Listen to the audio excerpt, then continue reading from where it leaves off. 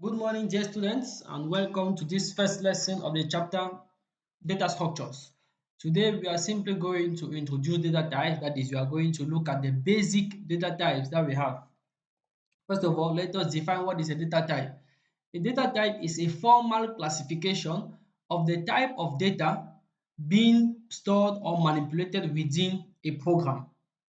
Data needs to be stored in a way that means it can be easily manipulated by program code.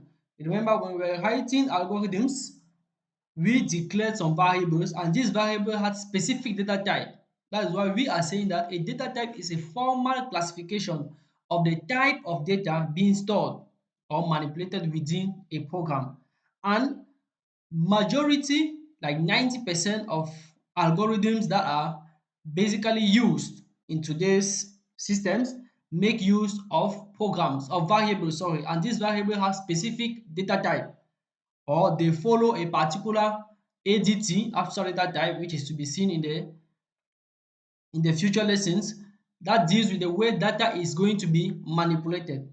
Very basic, the primitive data type allow you to store a single value. It is possible to combine these primitive data types by to, to combine this primitive data type to create compound data types or to create more complex data structures.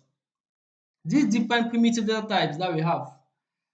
A primitive data type is a standard predefined type that you can use as the basis for variables, record fields, or your own data items path. So these are the primitive, also known as the primary or the atomic data type. They are standard predefined types that you can use as the basis for variables, for record fields. When we talk of record fields, we mostly talk about databases or the part of a record, which is also considered as a data type but a composite data type, or your own data item part. A variable's data type determines the values the variable can store and the operations that can be performed on it. Very important. The following are the primitive data types.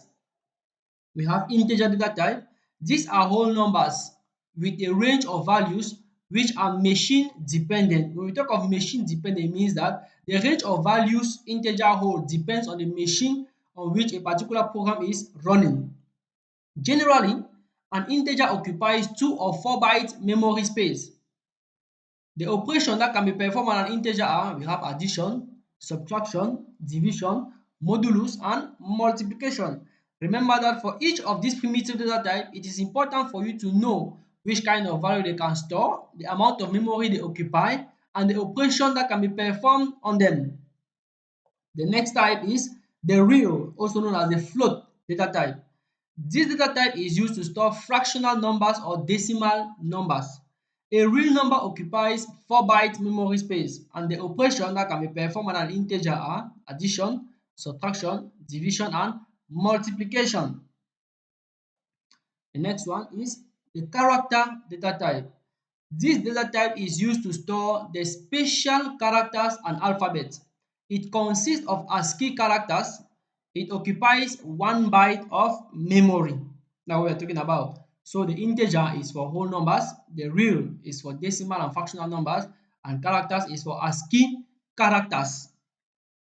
Now, what I want you to understand from this introduction is that one that is an integer is different from one that is a character. Very important, and that is why this operation are specified.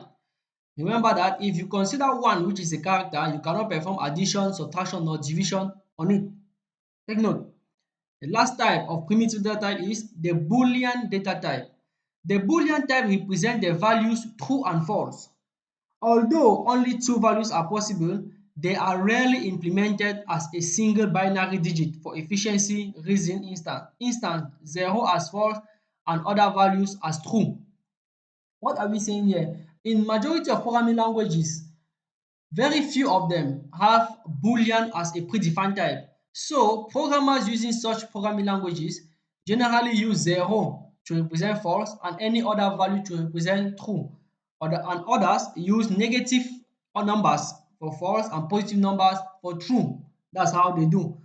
Having a Boolean data type can be important for a programming language because a single bit can be used to store a variable of such type. So a Boolean type occupies only a bit. So guys, we are coming to the end of this lesson on primitive data type, short as it is. The next lesson, we are going to look at the composite data type, where we shall be looking at pointers and records, and we shall see how to calculate the size of a record since it contains primitive data type. Remember to like, to subscribe, and to share the video so for our community to grow. Thank you very much and see you in the next lesson.